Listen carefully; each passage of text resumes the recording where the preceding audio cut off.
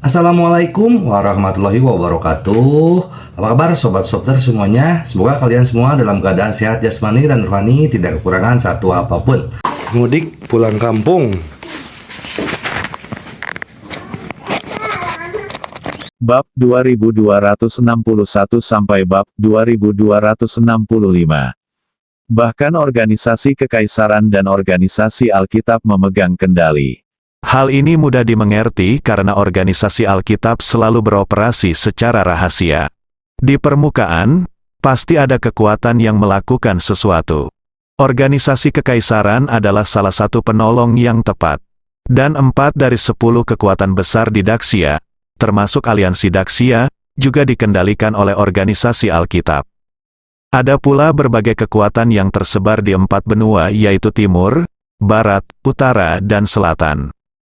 Organisasi-organisasi Alkitab mempunyai jejak kaki hampir di seluruh dunia. Kuat ini sangat kuat, laboratorium dewa awalnya membangun berbagai pangkalan, tetapi organisasi Alkitab mengendalikan berbagai kekuatan. Ye Junlin tidak mengerti seperti apa industri maya. Dikatakan bahwa industri maya telah menggantikan laboratorium para dewa. Namun kini tampaknya organisasi Alkitablah yang menggantikan status laboratorium para dewa. Ini terlalu berlebihan. Ye Junlin mengingat semua kekuatan dan semua pemimpin utama organisasi Alkitab dalam pikirannya. Hah, Dewa Kegelapan punya murid lain? Ye Junlin melihat salah satu murid Dewa Kegelapan. Iya, murid ini sangat misterius, kami hampir tidak pernah melihatnya. Nona Li adalah murid barunya, jadi kami terkejut. Murid ini dijuluki Dewa Kedua. Dia seharusnya menjadi yang paling dekat dengan Dewa Kegelapan bersama dengan Nona Li, teman-teman. Ming Xie Shen dan yang lainnya menjelaskan. Ye Junlin menyentuh dagunya, jadi selanjutnya aku hanya perlu mencegah murid ini. Iya, kecuali dia, tidak ada yang tahu itu kamu, dan kecuali Dewa Kegelapan, tidak ada yang tahu di mana dia berada. Kata semua orang. Ye Junlin mengangguk, baiklah, ketika saya melihat murid ini, saya akan langsung membunuhnya. Ngomong-ngomong, guru, baru saja, berbagai kementerian mengirim pesan menanyakan seperti apa beritanya. Tanya Ming Xie Shen. Bagaimanapun, Ye Junlin baru saja melumpuhkan separuh benua barat. Sebarkan beritanya, anggap saja itu disebabkan oleh latihan Dewa Kegelapan dan telah mencapai situasi yang tidak terbayangkan. Ye Junlin tersenyum, tak lama kemudian, berita itu menyebar. Dewa Kegelapan menjadi dewa lagi, negara-negara di Eropa Barat pun turut lega.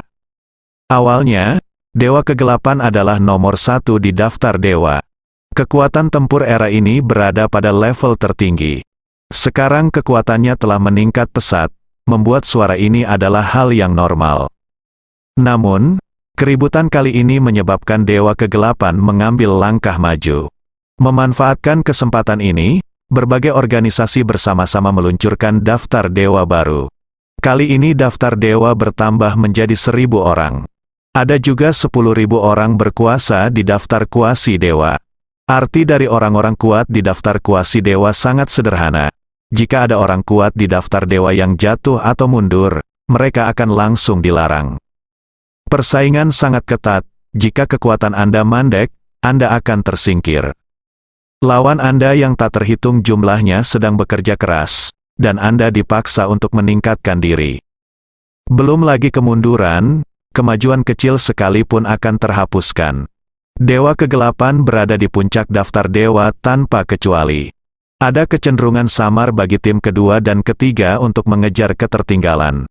Tapi kali ini setelah berita itu keluar di Eropa Barat, Dewa Kegelapan menghancurkan mereka tanpa ketegangan apapun. Duduklah di posisi pertama, banyak orang menyebut Dewa Kegelapan sebagai dewa abadi. Tapi bagaimana mereka tahu bahwa Dewa Kegelapan saat ini telah digantikan oleh Ye Junlin? Dewa Kegelapan adalah salah satu aspeknya. Terlebih lagi, jumlah tempat di daftar dewa telah mencapai 1.000, dan banyak orang yang masuk dalam daftar tersebut. Semua orang bersorak, namun, ada yang senang dan ada pula yang khawatir. Misalnya, Li Ziran dikeluarkan dari daftar dewa. Bagaimanapun, dia lumpuh dan tidak punya kekuatan sama sekali. Itu pasti akan dihilangkan, tapi ada lebih banyak orang yang bersorak. Kegembiraan berada di daftar dewa, bahkan jika Anda menjadi orang yang sangat berkuasa di daftar dewa, dihitung adalah suatu kehormatan. Tapi ini bukanlah masalah yang dipedulikan Ye Junlin. Dia khawatir tentang hal lain. Ngomong-ngomong, mengapa markas organisasi Alkitab dipindahkan? Organisasi Alkitab telah beroperasi dalam kegelapan, dan tidak menjadi masalah di mana basisnya berada. Tapi kenapa kamu pindah tiba-tiba? Pasti ada yang salah dengan hal ini. Selama waktu itu, Ye Junlin mengasingkan diri, dan sangkar gelap mengisolasi segalanya. Di dalam tidak ada kesadaran tentang apa yang terjadi di luar. Jadi Ye Junlin tidak tahu apa yang terjadi. Dewa jahat dan yang lainnya berkata, sebenarnya, kami tidak tahu alasan spesifiknya, tapi berdasarkan spekulasi kami nanti, seseorang seharusnya menemukan tempat itu. Lainnya orang itu mengangguk. Ming Xiesen melanjutkan, saya juga telah menganalisis beberapa alasan. Saya menilai bahwa orang yang menemukan ini adalah Panglima Dewa Tian's Mansion, ya. Kemungkinan besar ini dia. Lihat. Ketika Tuan yang Anda sebutkan Panglima Dewa Tian's Mansion pada saat itu, Dewa Kegelapan tidak merasakan keanehan apapun, dan menganggapnya serius, tidak ada keraguan sama sekali. Situasi ini hanya menunjukkan bahwa Dewa Kegelapan tidak terkejut bahwa Komandan Dewa Istana Tian's menemukan sangkar kegelapan, dan jika dia begitu yakin, itu berarti dia menemukan sangkar kegelapan terakhir kali. Itu adalah Panglima tertinggi Tian's Mansion. Ming Xiesen memikirkan sesuatu dan tidak bisa menahan diri untuk tidak berkata. Satu hal lagi, sejak itu lalu, Dewa Kegelapan sangat mengkhawatirkan Daxia. Dia terus meningkatkan kekuatannya, dan dia juga ingin mengintegrasikan pedang surgawi dan pedang bumi, memasuki Daxia. Rencana untuk mengendalikan 4 kekuatan teratas di Daxia dimulai dari itu waktu. Aku tahu ini.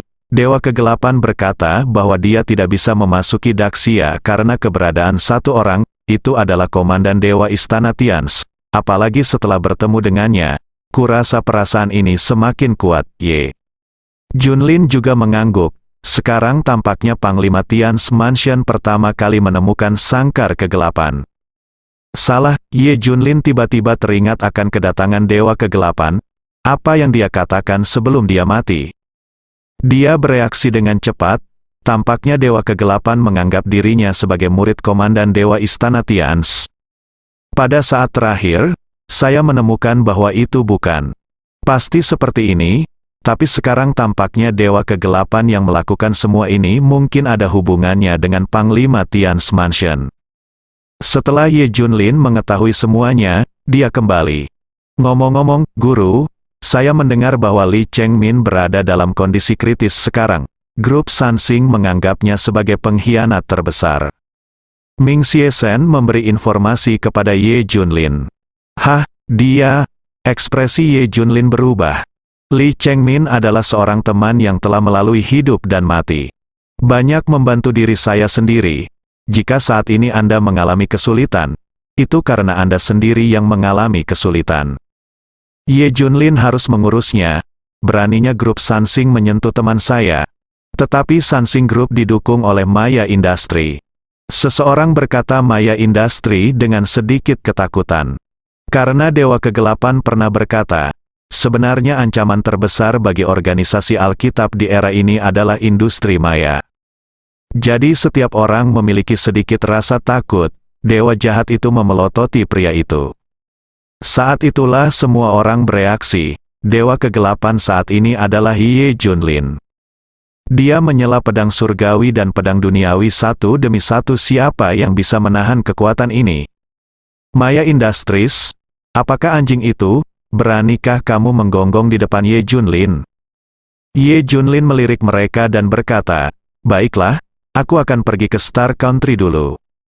Dia akan merasakan perubahan zaman ini dan mencari beberapa petunjuk tentang laboratorium dewa. Ye Junlin selalu merasa hilangnya laboratorium dewa bukanlah hal yang normal. Mereka pasti masih ada di sana. Dia pasti sedang merencanakan sesuatu. Negara bintang, beberapa eksekutif senior grup Sansing hadir di tempat Lee Chengmin ditahan. Dia pergi, dia bahkan tidak akan bisa melihat matahari besok. Bukankah sayang sekali mati seperti ini? Ngomong-ngomong, ayo kita lakukan eksperimen padanya. Sekelompok orang yang baru ditangkap baru saja tiba. Biarkan mereka melakukan eksperimen bersama.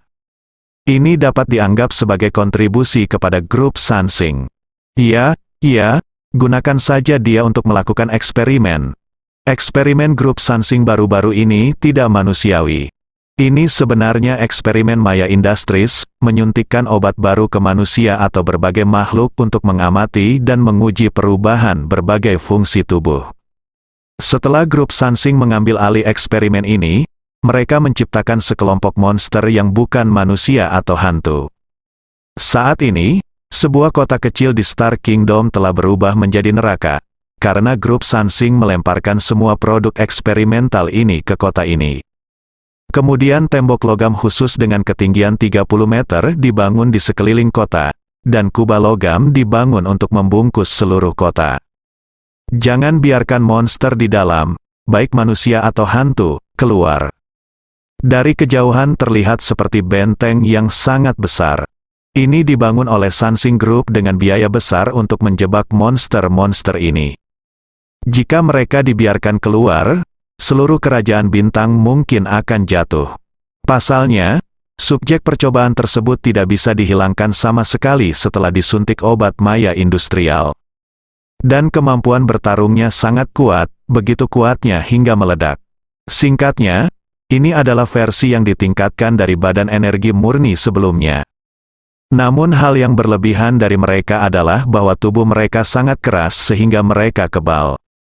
Masih menjadi senjata dan orang kuat di era ini. Tak satu pun dari mereka dapat menembus tubuh mereka. Sansing Group mengira mereka memegang kendali pada awalnya dan tidak mendengarkan bujukan Maya Industries. Mereka melakukan banyak eksperimen dan benar-benar melampaui standar. Namun belakangan mereka mengetahui bahwa mereka tidak bisa mengendalikannya, apalagi menghilangkannya, sehingga mereka panik.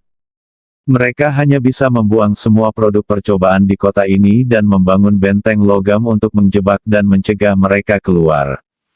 Sansing Group masih melakukan eksperimen dan mempelajari cara mengendalikan produk eksperimen tersebut. Namun efeknya tidak terlalu besar. Banyak percobaan dilakukan satu demi satu, tetapi semuanya gagal. Subjek eksperimen juga diangkut satu persatu ke kota yang dibungkus dengan benteng logam. Akibatnya, semakin banyak subjek eksperimen di kota tersebut, mengubahnya menjadi neraka. Di satu sisi, Sansing Group juga membina orang-orang super kuat. Bagaimana cara berlatih? Buang saja orang-orang super kuat ini ke neraka ini. Lihat apakah mereka bisa keluar hidup-hidup, atau tentukan waktu. 3 jam, atau 5 jam. Setelah proyek eksperimental dimulai, Sansing Group mengerahkan hampir 10.000 orang kuat. Sekitar 7 hingga 8.000 orang tewas di dalamnya. Kurang dari 2.000 orang selamat, dan kebanyakan dari mereka terluka parah. Hanya ratusan orang yang berhasil mencobanya. Dia selamat dari tempat neraka ini dan kekuatannya meningkat pesat. Alasan utamanya adalah bahwa produk eksperimental di dalamnya terlalu menakutkan, kejam, haus darah, dan kejam. Sebagian besar orang kuat yang dilemparkan ke dalamnya dicabik-cabik oleh mereka. Hal yang paling menakutkan adalah bahwa tidak satu pun dari hampir 10.000 orang kuat bisa bertahan di neraka ini. Tanah bertahan selama 12 jam.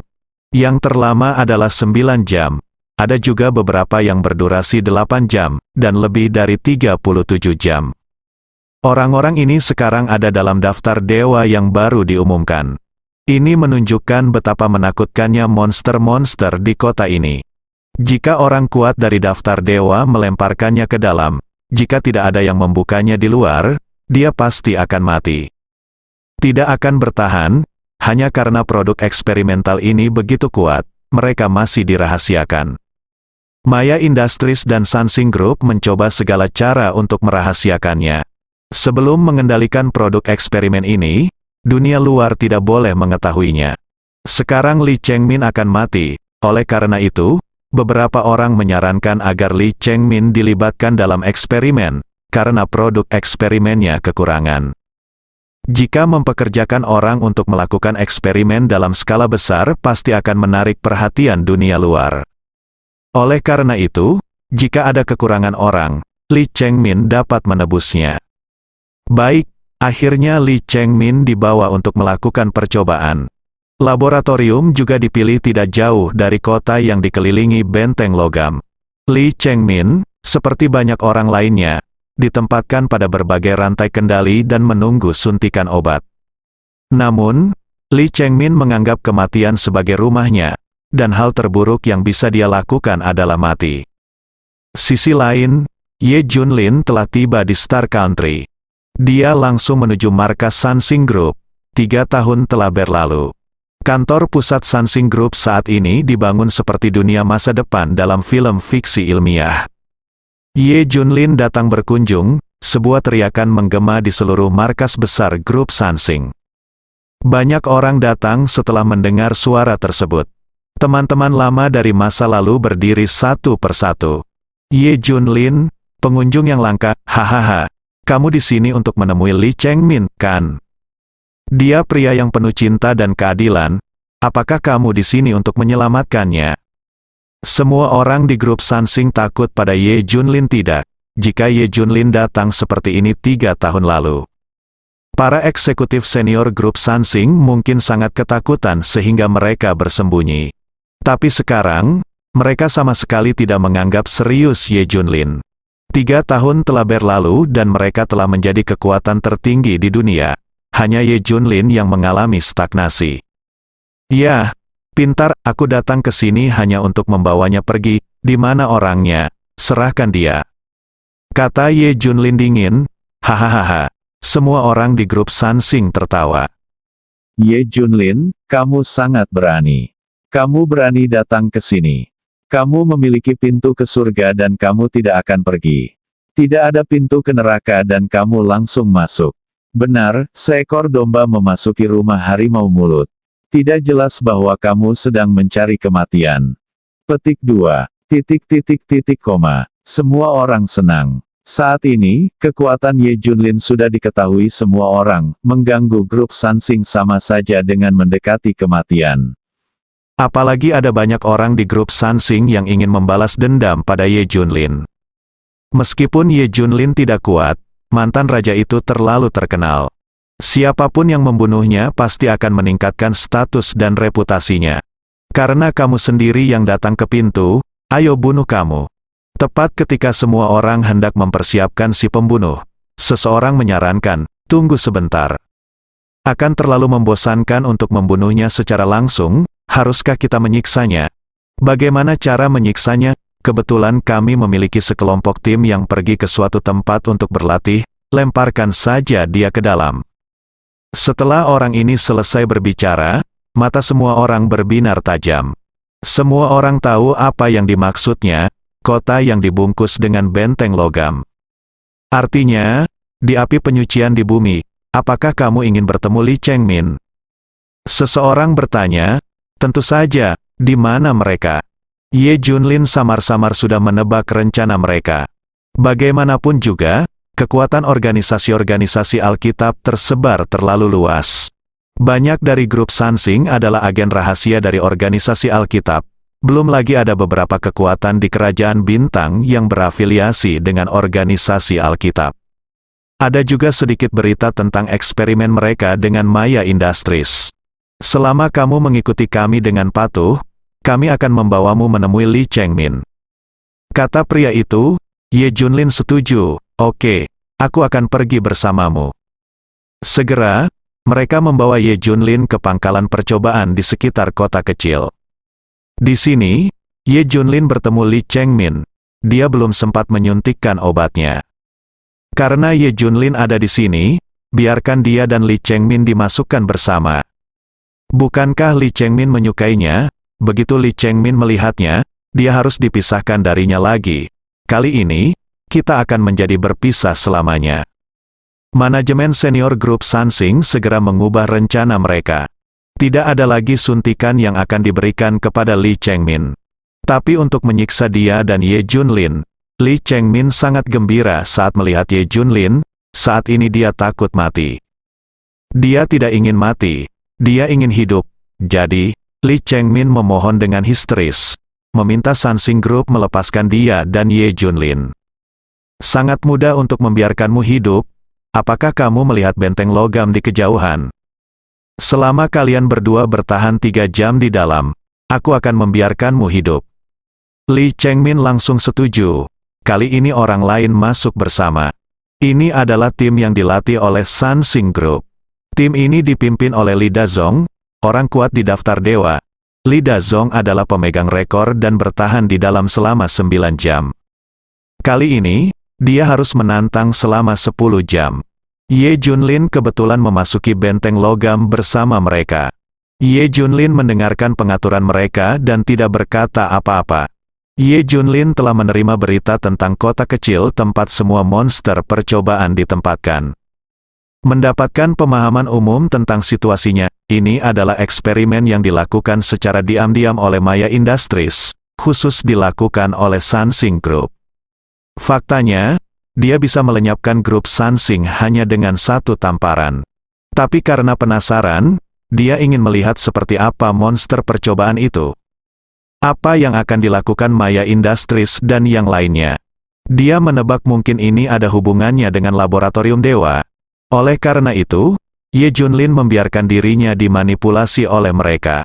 Jangan melakukan perlawanan. Lee Chengmin tidak tahu apa yang ada di dalam benteng logam itu. Dia hanya merasakan harapan hidup. Cobalah saja, baru saja.